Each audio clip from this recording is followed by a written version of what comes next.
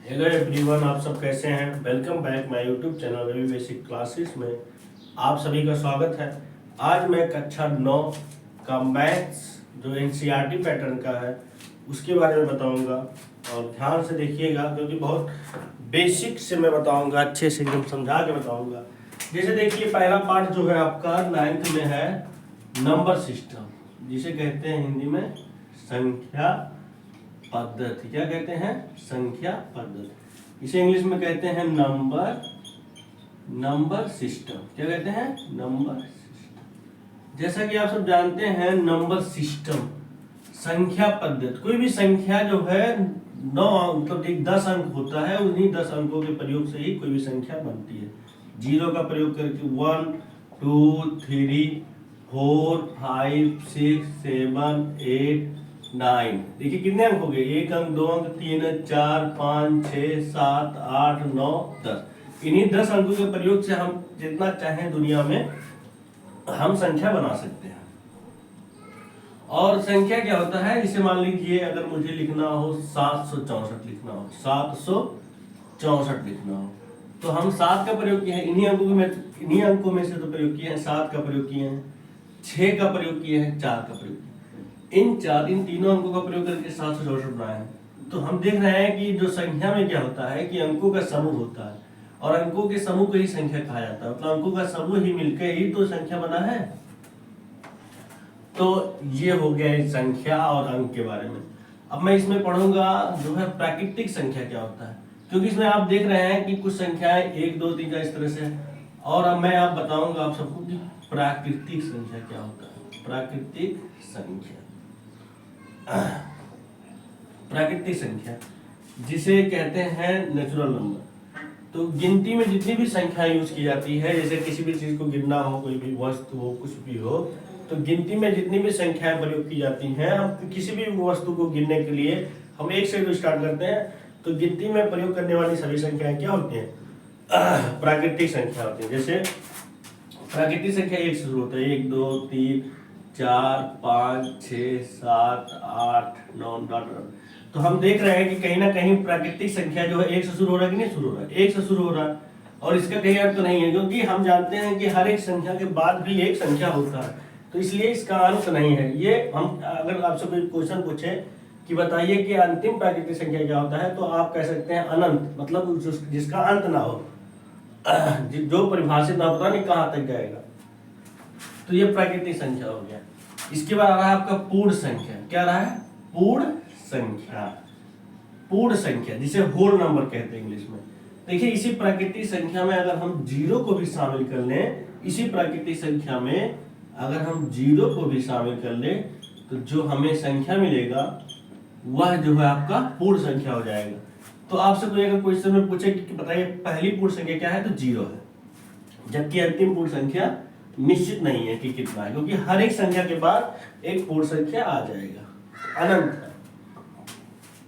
इसके बाद आपको पढ़ना है इसमें जो है पूर्णांक, इंटीजर्स इसे कहते हैं। पूर्णांक के बारे में पढ़ना है। किसके बारे में? पूर्णांक। पूर्णांक में क्या होता है कि जब हम जो है धनात्मक पूर्णांक, धनात्मक संख्याएं और ऋणात्मक संख्याएं, जैसे पूर्णांक में क्या होता है, पूर्णांक को जेड से डिनोट करते हैं। अगर हम कोई ऐसा सेट बनाए कि जिसमें जो है ऋणात्मक भी संख्याएं हो, ऋणात्मक भी संख्याएं हो, और जीरो भी हो, और धनात्मक भी संख्याएं हो, तो ऐसे संख्याओं के समूह को, ऐसे संख्याओं के सेट को ही पूर्णांक कहते हैं। अर्थात पूर्णांक में जो है ऋणात्मक संख्याएं भी ली जाती हैं। ये आपका क्या है? ये संख्याएं जो है आपका, ये ऋणात्मक संख्या है कि नहीं है? ऋणात्मक संख्याएं हैं कि नहीं है? ऋणात्मक संख्या। तो और ये जो जीरो है आपका, ये तो शून्य तो रहेगा ही, इसे उदासीन कहते हैं। ना इस पे धन चार्ज रहता है, ना इस पर प्लस रहता है, ना इसके पहले प्लस रहता है, ना इसके पहले माइनस। तो पूर्णांक का अगर मैं इस तरह से कोई सेट बनाऊं कि जिसमें ऋणात्मक संख्याएं भी हो, धनात्मक संख्याएं भी हो, और जीरो भी हो, तो ऐसे संख्याओं के समूह को, ऐसे सेट को हम जो है पूर्णांक कहते हैं। इसमें ये जो संख्याएं हैं, ये धनात्मक संख्याएं, ये क्या है? धनात्मक संख्याएं हैं। कौन सी संख्याएं हैं? धनात्मक संख्याएं। तो इस तरह से हम कह सकते हैं कि जो पूर्णांक होता है वो ऋणात्मक संख्याएं शून्य और धनात्मक संख्याओं का क्या होता है, एक समूह होता है, एक सेट होता है। तो ऐसे सेट को जो है हम पूर्णांक कहते हैं। तो इसके बाद आ रहा है जो है पूर्णांकों का सरल रेखा पे निरूपण कैसे किया जाता है। मान लीजिए पूर्णांक दिया गया है -4, -3, -2, -1, 0 और 2, तो इन्हें हम संख्या रेखा पे कैसे निरूपित करते हैं, ध्यान से सुनिएगा। पूर्णांकों का संख्या रेखा पे निरूपण। देखिए मान लीजिए इस तरह से कोई क्वेश्चन है, ए मान लीजिए कोई क्वेश्चन है, -2 है, -3 है और 1 है, 0 है, 4 है, 5 है। तो इसे संख्या रेखा पे निरूपित करना, ऐसा पूर्णांक है कि नहीं है। तो इन सभी पूर्णांकों को अगर मान लीजिए पूर्णांक दिया है तो संख्या रेखा पे निरूपित करना हो तो कैसे निरूपित करेंगे। ये संख्या रेखा बन गया कि नहीं बन गया। बीच में 0 आ जाता है और समान दूरी, जितना आप जो है दाहिने तरफ जितना दूरी लेंगे, जितना समान दूरी लेंगे उतना ही बाएं तरफ भी लेना पड़ेगा। तो यहाँ से आता मान लीजिए एक, ये दूरी हो गई यहाँ से आता, और हमें 1 दर्शाना इसलिए एक यहाँ दर्शा सकते हैं। उसके बाद 0 दर्शाना था, 0 भी दर्शा दिया है। और उसके बाद 4 दर्शाना, समान दूरी, एक दूरी मतलब ये यहाँ से यहाँ तक एक भाग्य हो गया, चौथे भाग पे 4 दर्शाना है। ये दूसरा भाग समान दूरी, जितना 0 और 1 के बीच में होना चाहिए उतना ही 1 और इस लाइन के बीच में होना चाहिए। 2 हुआ, 3 हुआ, 4, तो 4 यहीं आना, तो 1 भाग, 2 भाग, 3 भाग, 4 यहाँ आ जाएगा, नहीं आ जाएगा। और उसके बाद यहाँ पर 5 आ जाएगा। और इधर देखिए, इधर निगेटिव दिशा में उतना ही दूरी, उतना ही समान दूरी, लेकिन निगेटिव दिशा में रहता है, माइनस लग जाता है संख्या पहले। 1 है ना, तो यहाँ भी -1 हो जाएगा। उतना ही दूरी तो सेम रहेगा, लेकिन ये चिन्ह जो है सब माइनस लग के आ जाएगा। लेकिन यहाँ माइनस और नहीं दर्शाना, इसे आप रख दीजिए। उसके बाद -2 आ जाएगा, -2 दर्शाना है, उसके बाद -3। तो इस तरह से इन सभी पूर्णांकों को हम संख्या रेखा में दर्शा दिए कि नहीं दर्शा दिए। हाँ, तो इसके बाद जो है आ रहा है परमेय संख्याएं, रेशनल नंबर्स, परमेय संख्याएं। तो हमें पढ़ना है परमेय संख्याएं, रेशनल नंबर्स। परमेय संख्याएं, रेशनल नंबर्स, परमेय संख्याएं, जिसे इंग्लिश में कहते हैं रेशनल नंबर। परमेय संख्या, देखिए परमेय संख्या क्या होता है। अगर हम किसी भी संख्या को मान लीजिए कोई संख्या यम है, अगर किसी भी संख्या को हम जो है p/1, m को जो है m/1 लिख सकते, नहीं लिख सकते। तो अगर किसी भी संख्या को m/1 या p/q के रूप में लिखते हैं, जहाँ p और q जो है, देखिए इसे m को m/1 लिख सकते, नहीं लिख सकते हैं।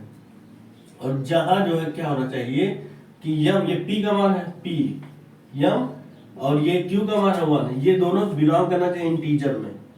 और जो हर होना चाहिए, मतलब जो q होना चाहिए, 1 इज नॉट इक्वल टू 0, है कि नहीं है। तो ये क्या है, परमेय संख्या। ये क्या है, परमेय संख्या है। ये परमेय संख्या है। अर्थात हम कह सकते हैं कि अगर किसी भी संख्या को हम p/q के रूप में लिख दें, जहां जो है, जहां p, q जो है z में बिलोंग करे, इंटीजर में बिलोंग करे, मतलब पूर्णांक हो, और q जो होना चाहिए आपका, q is not equal to 0, तो ऐसे जो है संख्या को, ऐसे संख्या को परमेय संख्या कहते हैं। ऐसे संख्या को क्या कहते हैं, परमेय संख्या। अर्थात कोई संख्या p/q के रूप में लिखा हो, जहां p और q जो है पूर्णांक हो और q 0 के बराबर ना हो, तो ऐसे संख्याओं को लिखने का ढंग जो होता है परमेय संख्या कहलाता है। और परमेय संख्या को हम q से डिनोट करते हैं, q से। इसे हम किससे डिनोट करते हैं, q से। इसके बाद आ रहा है आपका जो है समतुल्य परमेय संख्या निकालना हो। समतुल्य परमेय संख्या निकालना हो, कैसे निकाला जाता है। समतुल्य परमेय संख्या ऐसी परमेय संख्या होती है कि जो उसका जो मान होता है, जो अंश और हर होता है, वो सेम होता है, भले ही वह किसी दूसरे रूप में हो, लेकिन उनका जो मान होता है, उसे सिंप्लीफाई करते हैं, सरल करते हैं, तो सेम आ जाता है। जैसे कि समतुल्य परमेय संख्या, समतुल्य परमेय संख्या, समतुल्य परमेय संख्या, समतुल्य परमेय संख्या। समतुल्य परमेय संख्याएं जिसे इक्विवेलेंट रेशनल नंबर्स कहते हैं, कि वे परमेय संख्याएं जिनके अंश और हर जो है समान हो, अंश और हर का मान जो है सेम हो जाए, समान हो जाए, लेकिन भले ही वह किसी दूसरे रूप में हो, लेकिन उन्हें जब सिंप्लीफाई कर दिया जाए तो जब समान एक जैसा दिखे, तो ऐसे जो है विभिन्न रूपों को, परमेय संख्याओं के विभिन्न रूपों को समतुल्य परमेय संख्या कहते हैं। जैसे हम कह दें अगर आपसे, जैसे 1/2 का समतुल्य परमेय संख्या क्या होता है, 1/2 का समतुल्य परमेय संख्या, तो हम क्या करेंगे कि 1/2 हमारे ऊपर नीचे जो है हम किसी प्राकृतिक संख्या से गुणा कर देंगे। मान लीजिए 1/2 है तो 1 से गुणा किया गया तो 1/2 है, अब 2 से गुणा करेंगे, 1/2 में 2 से ऊपर नीचे। इसी प्रकार 1/2 में 2 से गुणा कर दिया ना, अब 3 से गुणा कर देंगे। तो इस तरह से हमें मिल गया 2/4 मिला कि नहीं मिला, और इक्वल टू 3/6 मिला कि नहीं मिला। तो ये जो है 1/2 के समतुल्य परमेय संख्या है। क्यों? क्योंकि इन्हें सिंप्लीफाई करेंगे तो 1/2 मिलेगा कि नहीं मिलेगा। भले ही यह विभिन्न रूपों में दिख रहा है, लेकिन जब आप काट देंगे ऐसे तो 1/2 मिलेगा कि नहीं मिलेगा। तो हम कह सकते हैं कि 1/2 की ये क्या है, समतुल्य परमेय संख्या है। तो मैं उम्मीद करता हूं कि आप सबको समझ में आया होगा। थैंक यू सो मच, धन्यवाद आपको।